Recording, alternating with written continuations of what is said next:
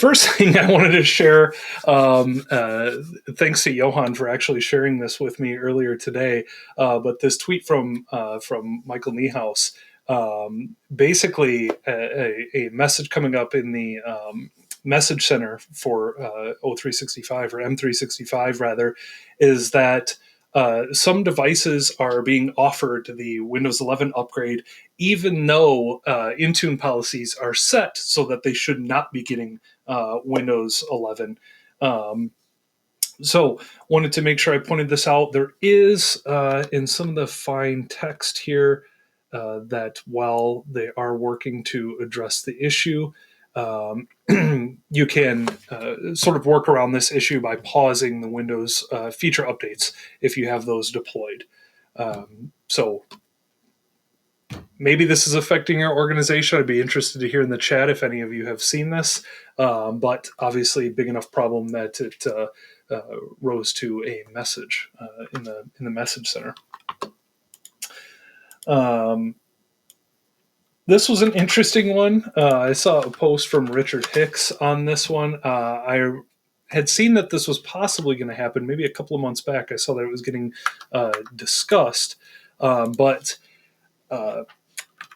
the headline right here sure says it all. TLS certificate lifetimes will officially reduce to 47 days. Now, this obviously isn't happening tomorrow or next week. I believe 2029. Oh, here we go. Here's the timeline that we're looking for. So today, the maximum lifetime for TLS certs is 398 days. Starting March 15th of next year, we'll see that drop to 200 days. Then in March 15th of 2027, that will drop to 100. And then 2029, finally, that will drop to 47 days.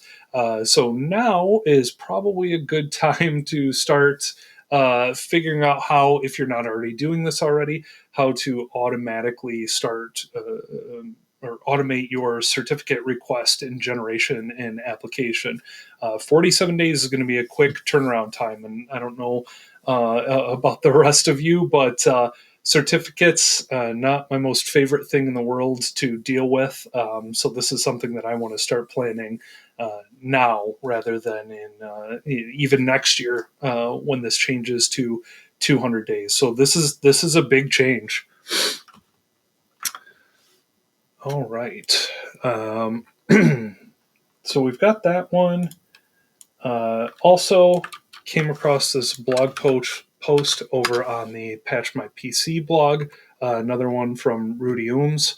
I don't think we mentioned this last week, so apologies if this is a duplicate. But basically, there are scenarios where Autopilot for pre-provisioned devices will actually allow you to enroll some older versions of Windows, even if you've set enrollment restrictions for or preventing the enrollment of some of these older OS versions. So great blog post here, it basically explaining how that can happen. Recommend you read up on this if you're using pre-provisioning in your organization. And last but not least, I think last week we did discuss the empty inetpub directory showing up on Windows clients. There was an update, and I saw a few different conversations going around about this. Basically, yes, that directory was added in order to fix a vulnerability.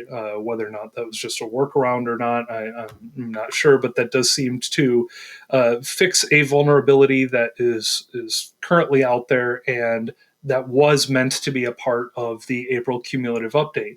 So Microsoft's recommendation, as you can see here, this folder should not be deleted regardless of whether IIS is active on the target device. So if you're seeing inetpub on your devices after the April cumulative update has been applied, leave it there for now. We'll keep an eye out on this and see if anything here changes in the coming months' patches. So those were the few things that I had come across, though I'm sure there was a lot more that happened in our community over the last week. It has been, as I said last week, a very, very, very busy week yet again. So probably start to see that a little bit more here as we gear up to head up to MMS here in a couple of weeks.